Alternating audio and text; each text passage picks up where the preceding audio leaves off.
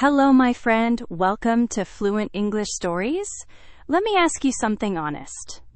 When you wake up tomorrow morning, will you feel excited about your day, or will you feel like hiding under your blanket forever? I know the answer, because I used to feel the same way. But today, I want to show you something beautiful.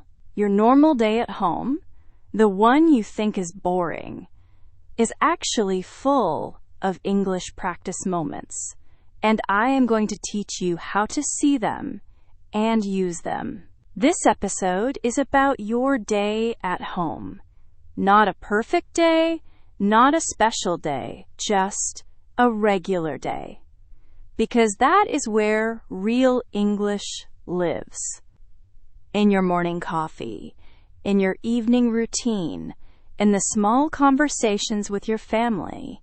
Today, you will learn how to talk about all of these moments in natural, confident English.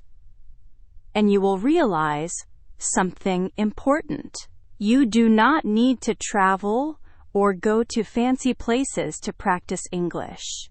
Your home is enough. So, let us start where every day starts. The morning. That beautiful, terrible moment when your alarm rings and reality says hello. You know that feeling, right? 1 second you are sleeping peacefully, maybe dreaming about something nice. The next second, that alarm sound attacks your ears and your brain screams, "No, please, not yet." And what do? You reach for your phone, you hit the snooze button, and you tell yourself, just 5 more minutes. But 5 minutes becomes 10, 10 becomes 20, and suddenly you are late and your day starts with stress. Let me tell you something, my friend. This happens to everyone. You are not lazy, you are not broken, you are just human. And humans need time to wake up. So here is what I learned. Instead of fighting with yourself every morning, instead of saying, "I must jump out of bed like a superhero," try something different. When your alarm rings, do not judge yourself. Just take 1 deep breath. Open your eyes slowly. Look at the ceiling for a moment. Then tell yourself, okay, today is a new chance. That is all. No big pressure, no big goals. Just one small, kind thought. Now, let me teach you some English here. When you talk about your morning, you can say, "I usually wake up at 7," or "I set my alarm for 6:30, but I always snooze it," or "Sometimes I feel groggy in the morning." Groggy means confused and sleepy, like your brain is still half asleep. You can also say, "I struggle to get out of bed," or "Mornings are hard for me." These sentences are honest and natural. They show your real experience, not a fake perfect life. After you finally sit up in bed, what happens next? Maybe you check your phone, maybe you scroll through messages or social media. And suddenly, 5 minutes of scrolling turns into 30 minutes. Your mind starts to feel heavy, you start comparing yourself to other people, and you have not even started your day yet. This is very common. But here is the problem. When you start your day by looking at other people's lives, you forget to look at your own life. You forget what makes you happy, what makes you calm, what makes you feel like yourself. So, I want to give you a small challenge. Tomorrow morning, before you touch your phone, do something just for you. Maybe drink a glass of water. Maybe open your window and feel the fresh air. Maybe stretch your arms and legs for 1 minute. Maybe say one positive sentence out loud, like, "Today I will try my best," or "I am grateful for this new day." It does not need to be big or dramatic. Just something that reminds you, This day belongs to me, not to my phone. Now in English, you can say, I start my day with a glass of water. Or I like to stretch before I check my phone. Or I try to avoid my phone for the first 10 minutes. You can also say, I feel more focused when I have a calm morning. Or scrolling too early makes me feel anxious. These are great sentences to practice because they describe your habits and your feelings at the same time. Let us move forward in the day. After your morning routine, you start doing your daily tasks. Maybe you work from home, maybe you study, maybe you take care of your house or your family. Hours pass, your energy starts to drop, your mind feels tired. And then, finally, the evening comes. You hear the sound of the door closing behind you, or maybe you just notice the sun is going down. And something changes inside you. Your body says, okay, we made it, we survived another day. This moment is so important, my friend. This is the moment when you come back to yourself. All day long, you were busy with tasks, responsibilities, other people's needs. But now, you are home. You are in your own space. And you have a choice. You can collapse on your sofa and feel exhausted, or you can create a small evening ritual that helps you transition from work mode to rest mode. Let me explain what I mean. When you arrive home or when your workday ends, try to do one simple thing that signals to your brain, the hard part is over, now it is time to relax. For some people, this means changing clothes. You take off your work clothes or outside clothes, and you put on something comfortable, something soft. Immediately, your shoulders drop, your breathing slows down, your mind starts to calm down. For other people, it means taking off their shoes. The moment their feet touch the floor, they feel free. For me, I like to wash my face with cool water. It is like I am washing away the stress of the day. Then I make myself a cup of tea, not because I am thirsty, just because holding something warm makes me feel safe. What about you? What small action makes you feel like you are finally home? Think about it. And then, practice saying it in English.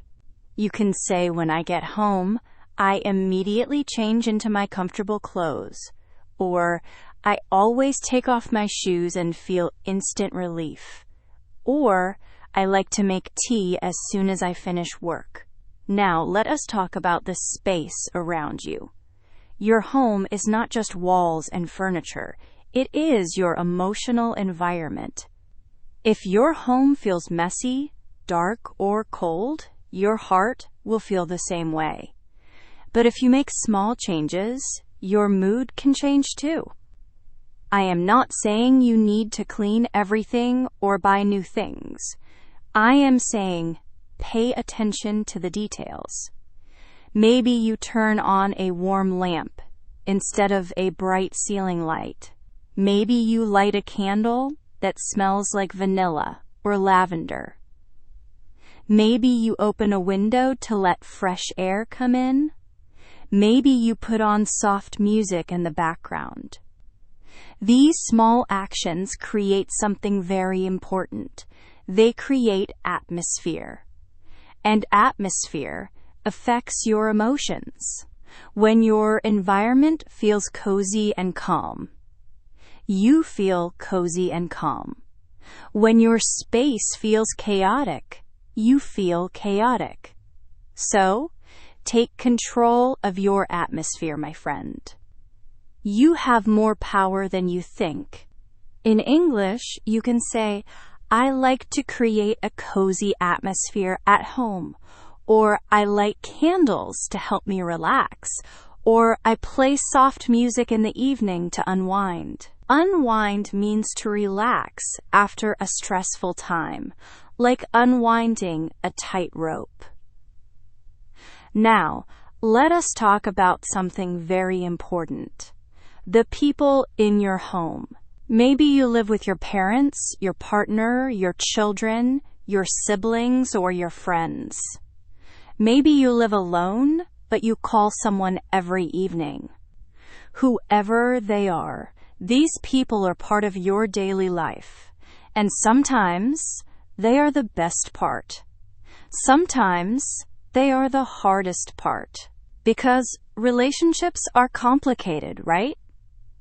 Some days you laugh together and feel connected. Other days, everyone is tired and grumpy and nobody wants to talk. But here is what I learned. Even on hard days, even when you feel too tired to be social, spending time with the people you love is valuable. It does not need to be a long conversation or a big activity. It can be very simple. Maybe you sit together at the dinner table and share your food. Maybe you ask one question like, how was your day? What happened? Did something make you smile? Maybe you watch a show together on the sofa. Maybe you just sit in the same room, doing different things, but feeling each other's presence. This is called quality time. And quality time does not mean perfect time. It means intentional time. It means you choose to be there, to pay attention, to care. In English, you can say, I enjoy having dinner with my family, or we usually talk about our day in the evening, or spending time together helps us stay connected. You can also say, even when I am tired, I try to be present with my loved ones. Present means mentally and emotionally there, not just physically there. Let me tell you a story. Last week, I had a very difficult day. Everything went wrong. I made mistakes at work. I felt frustrated. I wanted to hide and not talk to anyone. When I came home, my sister was in the kitchen. She asked me, "Are you okay?" And I said, "Not really." She did not give me advice. She did not try to fix my problems. She just made me a sandwich and sat with me while I ate. We did not talk much, but I felt better. Because sometimes you do not need big words or big solutions. You just need someone to sit with you and say, "I see you. I am here." That is the power of home. It is not about having a perfect house or a perfect family. It is about having a place where you can be yourself, where you can feel weak and tired and messy and still be accepted. So appreciate the people in your home, my friend. Even if they annoy you sometimes, even if they do not understand you perfectly, they are your people. And you are lucky to have them. Now, after all the social time, after dinner, and conversations, and maybe some noise, you finally get some time alone. This is your personal time, your quiet time, the time when you do not need to perform or please anyone. You can just be. And this time is so precious, because this is when you recharge, when you reconnect with yourself, when you do the things that make your heart feel full. For some people, personal time means reading a book. You sit in your favorite chair, you open a story, and suddenly you travel to a different world. Your problems do not disappear, but they become smaller. For other people, it means listening to music or a podcast. You put on your headphones, you close your eyes, and the sound fills your mind and pushes away the noise of the day. For some people, it means doing a hobby. Maybe you draw. Maybe you write in a journal. Maybe you bake something. Maybe you play with your pet. Maybe you exercise or do yoga. Whatever it is, make sure you do it. Do not skip it because you are too tired or too busy. Personal time is not selfish, it is necessary. It is how you stay healthy, how you stay creative, how you remember who you are outside of your responsibilities. In English, you can say, I need personal time to recharge, or reading helps me escape from stress, or I like to journal before bed to clear my mind. You can also say, hobbies are important for my mental health, or I feel more balanced when I have time for myself. Let me share something with you. I used to feel guilty about taking personal time.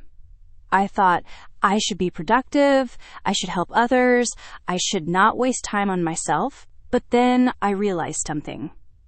If I do not take care of myself, I cannot take care of anyone else. If my cup is empty, I have nothing to give. So now I protect my personal time. I do not apologize for it. And you should not apologize either, my friend. Now, as the evening gets later, as the day comes to an end, there is one more moment I want to talk about. The moment before sleep. This moment is very powerful because it affects how you sleep and how you wake up tomorrow. If you go to bed feeling stressed or worried or angry, you will carry that feeling into your dreams and into your morning. But if you go to bed feeling calm or grateful or hopeful, even just a little bit, your sleep will be better and your next day will start better. So here is my final suggestion for you. Before you close your eyes tonight, do one small reflection. You can ask yourself, what is one thing I did well today, even if it was small? Maybe you were kind to someone. Maybe you finished a task. Maybe you tried something new. Maybe you just survived a hard day. That counts. Or you can ask yourself, what is one thing I am grateful for today? Maybe your health, maybe your home, maybe a good meal, maybe a kind word from someone. You do not need to write a long essay. You do not need to be dramatic. Just think, one honest thought. And if you want to practice your English at the same time, say it out loud in English. For example, today I am proud of myself because I finished my work on time. Or, today I am grateful for my family's support. Or, today was hard, but I did not give up.